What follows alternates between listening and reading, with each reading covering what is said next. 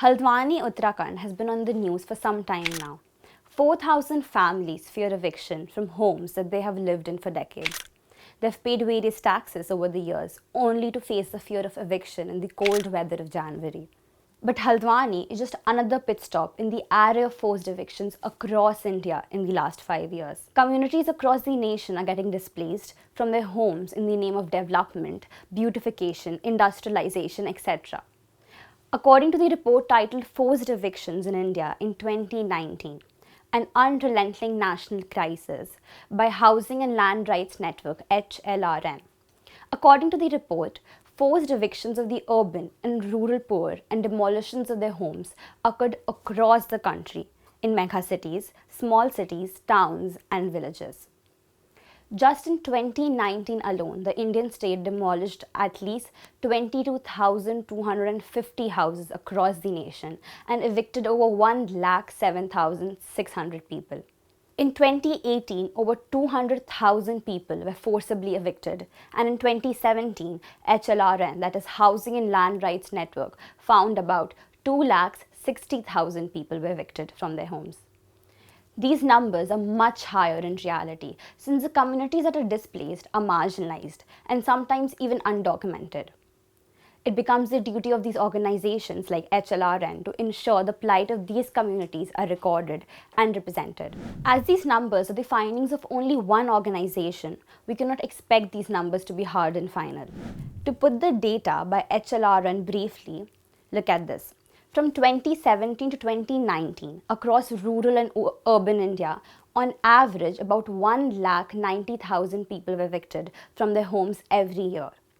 At least 108 houses were demolished daily, about 519 people lost their homes every day, and at least 22 people were evicted every hour.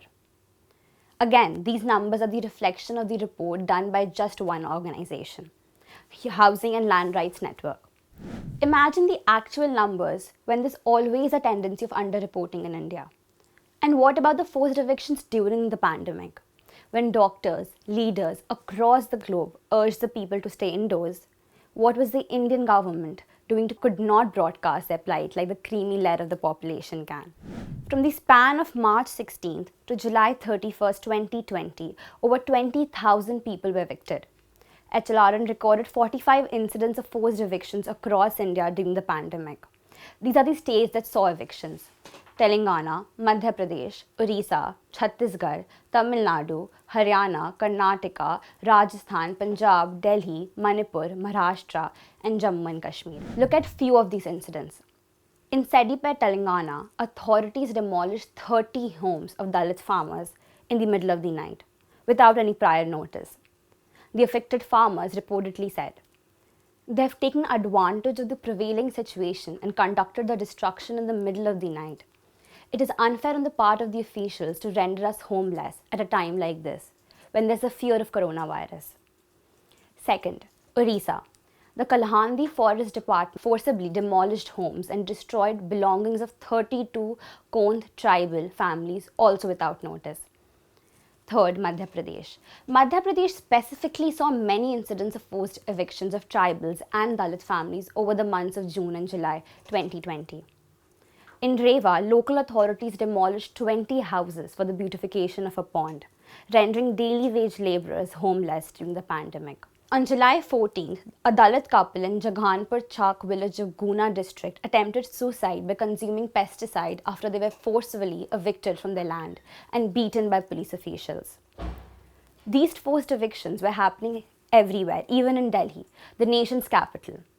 In July 2020, in Shakur Basti, Delhi, officials of the Indian Railways forced 13 families to demolish their own homes. A month later, the East Delhi Municipal Corporation and the Public Works Department, Delhi, destroyed about 100 houses in East Lakshmi Market, Delhi, during a 3-day demolition drive. 150 families were left homeless by the government itself. While this was the state of affairs in the capital, the city Gurugram saw the demolition of 35 houses of marginalized Gadia Lohar community. Think about these cases, these families who were forced into homelessness, poverty during peak pandemic. When a government broadcasted speeches to tell citizens to stay indoors, these marginalized communities were targeted, forced, and evicted out of their houses. These incidents of forced evictions have neither stopped or gone down. Authorities are not being questioned.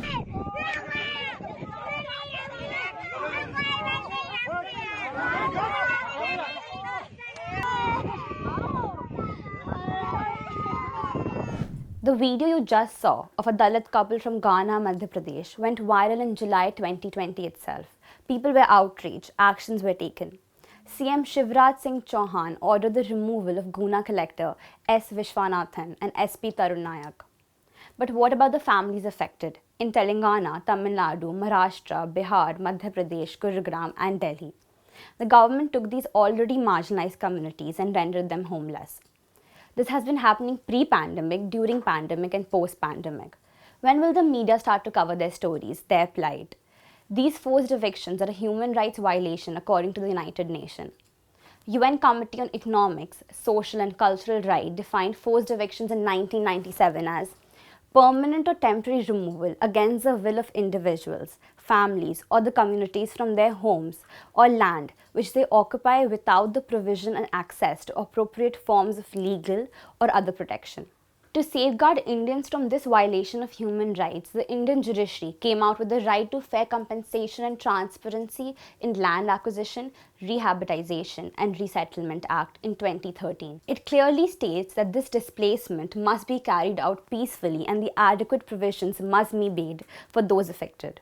But is that the case? Almost a decade to the passing of the act, and millions have been displaced and forced out of their homes into the streets. The government is rather using evictions as a tool to further marginalize an already marginalized community. As these people belonging to the lower strata of the society, whether it is financially, socially, or religiously, once they're evicted and thrown out in the streets, they become even more vulnerable. Whether it is the Adivasi family in Orissa, or a Dalit family in Madhya Pradesh, or a Muslim family in Uttarakhand, they become even more vulnerable and marginalized.